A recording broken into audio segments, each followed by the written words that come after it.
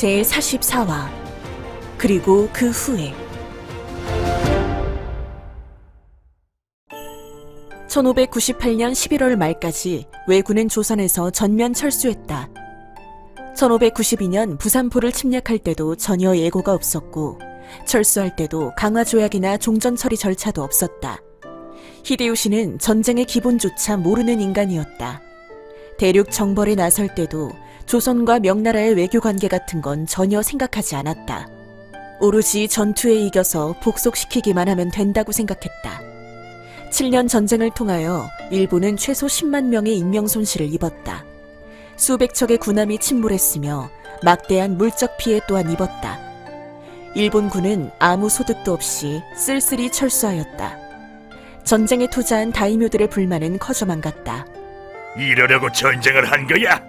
이게 도대체 뭐야? 피해 보상은 누가 할 거야? 속 터진다. 미치겠다. 가토우와 고니시, 이시다가 함께 술잔을 기울이고 있다. 이번 전쟁에서 내 책임은 없어. 모든 책임은 고니씨에게 있다는 걸 말하고 싶소. 그게 무슨 소리야? 내가 서북로를 맡았더라면 일사천리로 조선을 관통하여 조선 왕을 잡고 요동으로 진출하여 명을 복속시켰을 것이오. 지금에 와서야 그딴 소리 하는 이유가 뭐요? 사실이 그렇지 않습니까? 당신의 탐욕이 전쟁을 망친 거라고 생각하진 않는가? 탐욕? 웃기는 소리 하지 마시오. 당신이 화평교섭을 한다면서 세월만 보내지 않았더라면 전세는 달라졌을 것이오.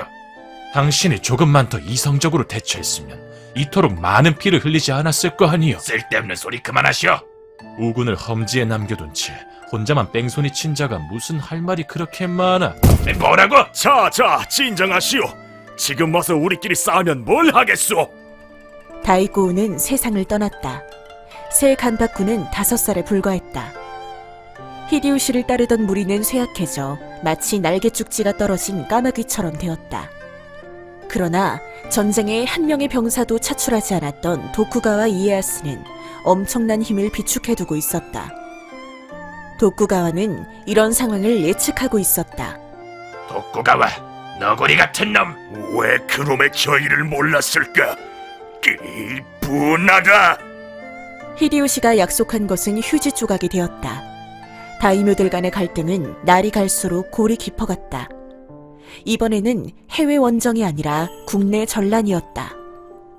1600년 9월 15일 이시다 미스나리가 주동하는 서군파와 도쿠가와 이에야스가 이끄는 동군파가 새끼가 하라에서 결전을 벌였다.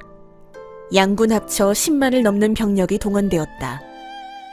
그러나 승부는 당일에 끝나버렸다. 이시다 미스나리, 고니시 유키나가는 참수되었고 히데요시 가문은 불타는 오사카성과 더불어 생명을 다했다. 반면 도쿠가와의 에도 막부는 도쿄를 중심으로 성장해갔다. 1867년 메이지 유신 때까지 260년간이나 지속되었다.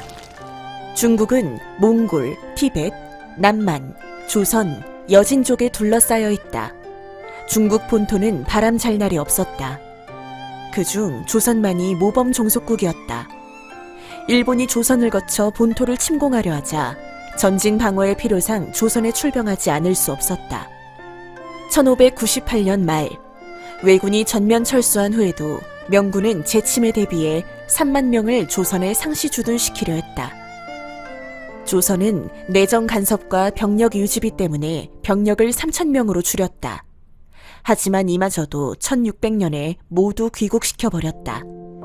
명나라군은 왜군 이상으로 악랄했고 조선 땅에서 그들의 횡보를 이루 말할 수 없었다. 어쨌든 조선 출병으로 명나라의 재정도 고갈되어 갔다. 세 나라가 싸워 모두 힘이 빠졌네. 그 바람에 대륙 정복이 절로 굴러들어왔군. 결국 만주족 누르하치에 밀려 1644년 그의 아들 청태종에 의해 멸망하고 말았다. 조선 왜의 명이 전쟁을 벌이고 있을 때 만주족이 힘을 길러 어부지리를 취하였다. 임진왜란이 끝난 후 20년이 지나지 않아 일본의 히데요시 정권은 소멸되었다. 중국은 만주족으로 왕조가 바뀌었으나 조선 왕조만은 그대로 존속되었다. 삼국 중 가장 큰 피해를 당하고도 끈질기게 살아남았지만 전쟁 이후의 모습이 이전과는 같을 수 없었다. 국가 운영 체제와 국민의 의식 구조에 이르기까지 광범위한 변화가 찾아왔다. 조선은 외국을 후진국으로 보고 적극적인 교류를 하지 않았으나 전쟁을 겪으면서 그들의 힘을 알게 되었다. 새 에도막부의 은근한 압력에 밀려 타의적으로 통신사를 보내 교류에 힘썼다. 그러나 전쟁 발발의 원인이 되었던 당쟁은 여전했다. 아니, 더 극심해졌다. 국가 운영 체제를 개조하여 안보를 강화하려는 노력은 전혀 없었다. 결국 조선도 300년 후에 멸망하고 말았다. 히데요시의 광기 어린 대륙 정벌의 꿈을 좌절시키고 아시아의 평화를 회복시킨 최대의 공로자는 조선이었으나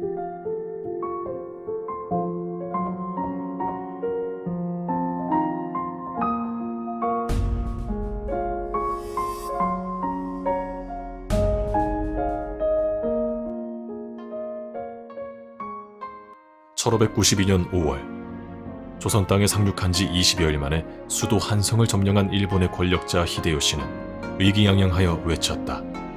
일본 땅은 너무 작다. 나는 명나라를 점령한 후에 일본의 수도를 베이징으로 옮기고 천황에게 10개국 영지를 주고 간박구에게 100개국을 주어 중국 땅을 다스릴 것이다. 그리고 나 자신은 닝보를 거점으로 하여 선축국을 정복함으로써 온 아시아를 통일할 것이다. 그러나 그때 이미 그의 수군은 이순신 함대에 의해 줄줄이 격파되고 제해권을 상실함으로써 수륙병진 전략은 실패, 결국엔 패퇴하고 말았다. 이후 명나라의 참전으로 조선은 평양을 수복하고 오랜 강화협상과 반격으로 나라를 지켰으나 이 과정에서 조선은 엄청난 피해를 당하면서 명나라의 바람막이가 되어주었고 종국엔 아시아에 불어닥칠 큰 불을 사전에 진화시켰던 것이다. 이순신, 그는 결코 왜군 침략을 막아낸 조선의 수군 사령관으로 그치지 않는다. 그는 실로 16세기 동양 평화의 수호자로서 역사의 한 페이지를 새로 쓴 영웅으로 자리매김되어야 하는 것이다. 구독자 여러분들의 구독에 감사드립니다. 작가 이인재 드림.